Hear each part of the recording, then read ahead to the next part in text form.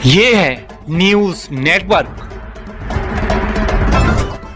आप देख रहे हैं भारत बंद न्यूज, एक भारत एक आबाद। ને મંત્રી સાહેબનો ફોન આવેલો કે તમારી વીડીમાં આગ લાગેલી છે બાજુ. પછી હું તરત જ અહીંયા સ્થળ ઉપર આવેલ અને જોયું જો કેમિકલના ગઠ્ઠા સળગતા હતા.